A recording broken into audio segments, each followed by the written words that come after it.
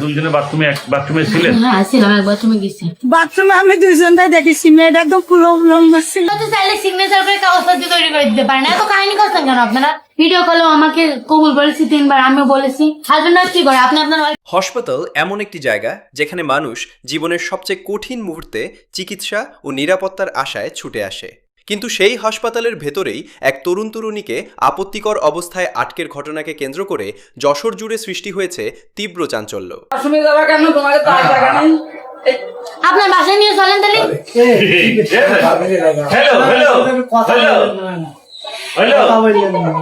আচ্ছা বলেন, বাসা তো আমাদের আছে 2টা, চাইলে তো আমার বাসায় নিয়ে যেতে পারতাম, কিন্তু আমি এখন এখানে কেন আসছি? এটা হাসপাতাল, এখানে মানুষ ট্রিটমেন্ট নিতে আসে। ট্রিটমেন্ট নেই তাহলে তো বাথরুমে যায় নাকি আপনারা যান? অসভ্য কোথাকার, ফালতু কোথাকার। আমি তো নিষেধ করি না, নিষেধ করি না, তো নিষেধ করি না। ঘটনাটি ঘটেছে যশোর 250 শয্যা বিশিষ্ট জেনারেল হাসপাতালের মহিলা ওয়ার্ডে। জানা যায় এক তরুণ ও এক তরুণী একসঙ্গে মহিলা ওয়ার্ডের একটি টয়লেটে প্রবেশ করেন।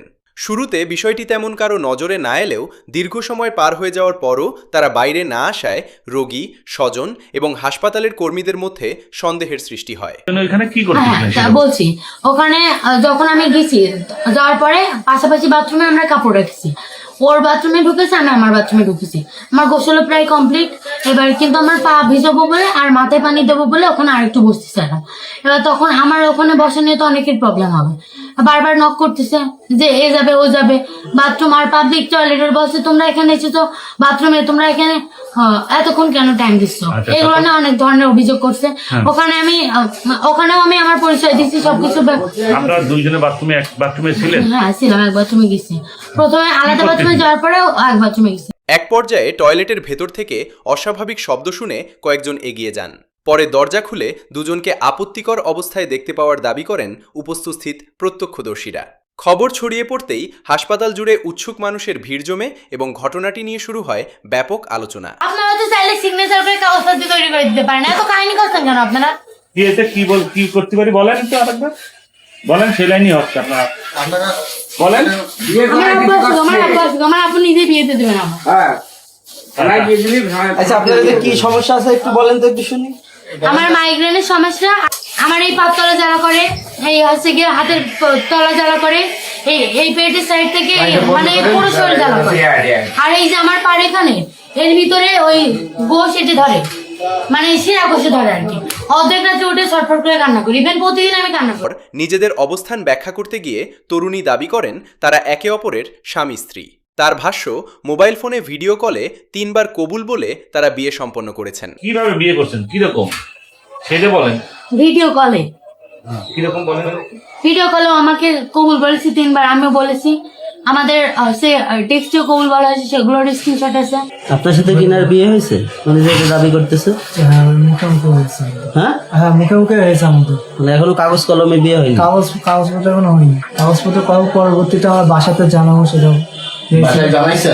না এখন বাসায় এখন জানালে ওর বাসায় জানে যে আমি বলে কেউ আছে, আমি স্যার আমার লাইফে কেউ নেই। জানলে সমস্যা, ওই কারণে জানাবো। আগের যখন দেখা হয়েছিল আমার জন্য খাবার নিয়ে গেছিলাম, সেগুলো বাসায় নিয়ে গেছিল। তো তারপর আম্মু বলেছে যে আমার কোন বৌমা দিয়েছে এগুলো, তো আমার কথা বলেছে, আমার ছবিও দেখিয়েছে। আমি ডেকে আনতে পারবো না, এখন ওর ভয় লাগছে। সমস্যা নেই, বিয়ে যখন আনুষ্ঠানিক ভাবে করবো ওখানে থানায় যাবো, তাই সমস্যা কি? জেলে ভাত খাওয়ার খুব শখ আমার। গার্জিয়ান এখনই ডেকে আনছে, কয়টা গার্জিয়ান লাগবে আপনার? আমার এমএম কলেজে প্রিন্সিপাল স্যার ডেকে আনেন, নাইট স্যার ডেকে আনেন, নাইট স্যার ডেকে আনেন। নাইট স্যার তো অনেক জায়গায় ইয়ে করে। আমরা আসলে অনেক ক্লোজ ফ্রেন্ড, মানে বেস্ট ফ্রেন্ড, এই জন্য আমরা একসাথে আসিছি। এবার ও আমাকে বিয়ে করেছে, সেহেতু ও আমার একদিক থেকে বেস্ট ফ্রেন্ড। আমরা এমনকি তাদের মধ্যে টেক্সট বার্তায়ও কবুল দেওয়ার প্রমাণ রয়েছে বলেও দাবি করেন তিনি। তবে একই সঙ্গে তিনি স্বীকার করেন এখনও তাদের বিয়ের কোনো কাবিননামা বা আইনি কাগজপত্র সম্পন্ন হয়নি। ঘটনার আরও একটি ব্যাখ্যা দিয়ে ওই তরুণী বলেন, হোটেলে উঠতে গেলে পরিচয়পত্র সহ নানা ধরনের জটিলতায় পড়তে হতে পারে, এমন আশঙ্কা থেকেই তারা হাসপাতালকে বেছে নিয়েছিলেন। হাসপাতালে অবস্থান করার সুযোগ তৈরি করতেই তিনি মাইগ্রেনের সমস্যা দেখিয়ে ভর্তি হয়েছিলেন বলেও দাবি করেন। নিজের শারীরিক অসুস্থতার কথাও তুলে ধরে তিনি বলেন, দীর্ঘদিন ধরে বিভিন্ন শারীরিক সমস্যায় ভুগছেন। সমবয়সী বয়সের পার্থক্য তো বেশি না, ওর হচ্ছে গিয়ে 20 আর আমার হচ্ছে 18, কয় বছর ডিফারেন্স, 2 বছর। বিয়েটা কি মুখে মুখে হয়েছে? বিয়ে কি মুখে ছাড়া কি হাত পা দিয়ে করে? কি নিচে কাগজ নিচে কি বলতে পারি না, কিন্তু ওই ছেলেটা পরের থেকে এসে ও হাত ধরে বাথরুমে নিয়ে চলে পরে শুনে এই কাহিনী। আর কি ঘটনা ঘটেছে বলো তো? বাথরুমে আমি দুইজনটাই দেখেছি, মেয়েটা একদম পুরো উলঙ্গ ছিল আর ছেলেটার লোকজনের ধরে কথা বলছিল। আচ্ছা, কিসের জন্য আপনি বাথরুমের দিকে গেছিলেন? আমাকে লোকজন বললো যে বাথরুমে আকাম হচ্ছে। ও, এই যে লোকজন বলবো। হ্যাঁ, আমার একজন ডেকে দিল যে কাল আপনাদের বাথরুমে আকাম হচ্ছে। হ্যাঁ, আপনি কি এই জায়গার আয়া? হ্যাঁ। আপনার নাম? আমার নাম পাবেন। অন্যদিকে হাসপাতালের স্টাফ ও রোগীর স্বজনরা জানান, দীর্ঘ সময় টয়লেট বন্ধ থাকায় তাদের সন্দেহ হয়। পরে ঘটনাস্থলে গিয়ে তারা দুজনকে আপত্তিকর অবস্থায় দেখতে পান বলে দাবি করেন। আমার নতুন হাজবেন্ড, আমরা তো ইন্টিমেট হতে পারি, এখানে আবার কি করছেন? হাজবেন্ড ওয়াইফ কি করে? আপনি আপনার ওয়াইফের সাথে রুমে কি করেন? এখন কি আমি ছেড়ে বলবো এই তুই চুপ কর? আচ্ছা, আপনার স্বামী, আপনি তো সেই বন্ধু বান্ধবের মতন তুই তুকারি করতেছেন, আবার কি এরকম স্বামী? ফ্রেন্ডশিপ থেকে হয়েছে, ফ্রেন্ডশিপ থেকে হয়েছে। সেই অভ্যাসটা এখনো থেকে গেছে। তা বিয়ে এখনো কাবিন নামা হয়নি, তাহলে সে অভ্যাস থাকবে না? অবশ্যই। উনার থেকে ইন্ডিয়ায় বাসা আর হচ্ছে গিয়ে থাকে হচ্ছে সৌদি আরব, দুই জায়গায় ওনার ফ্ল্যাট আছে, উনি হচ্ছে গিয়ে জব করে, ওনার গাড়ি বাড়ি সব আছে। উনি আমার $10 মিলিয়ন দিয়ে বিয়ে করেছে। $10 মিলিয়ন দিয়ে বিয়ে করেছে। কতদিন আগে? হ্যাঁ, আমার ওই হাজবেন্ডের সাথে আমি কথা বলে দেবো, আমার কোনো বাইরের জন না আসে, যেহেতু এত ভিডিও করছেন। না, এই যে $10 মিলিয়ন দিয়ে বিয়ে করেছে কতদিন আগে? তাদের অভিযোগের ভিত্তিতেই বিষয়টি হাসপাতাল পুলিশকে জানানো হয়।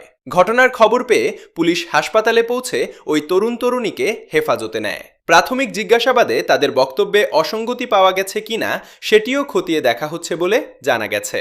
পুলিশ জানিয়েছে, তদন্ত শেষে ঘটনার প্রকৃত সত্যতা নিশ্চিত করে প্রয়োজনীয় আইনগত ব্যবস্থা নেওয়া হবে। অনেকদিন আগে উনি আমার অনেকদিন ধরে বিয়ের অফার দিচ্ছে, মানে এখনো বিয়ে হয়নি? উনি আমার কবুল বলেছে, কেন বিয়ে হবে না? আপনি যে মহাদারে ফেললেন, উনি আমার পাসপোর্ট করে নিয়ে যাবে কালকে। ও, মানে উনি আসতে বলেন, উনার কি হচ্ছে আমার? মানে এটাও মুখে মুখে বিয়ে, আগেরটাও মুখে মুখে বিয়ে? মুখে না, ওনারটাই ব্যবস্থা দিতে। এখন আমার নামও দিয়ে আছে আলাদা, আয়শা মাহাতি মেহতা।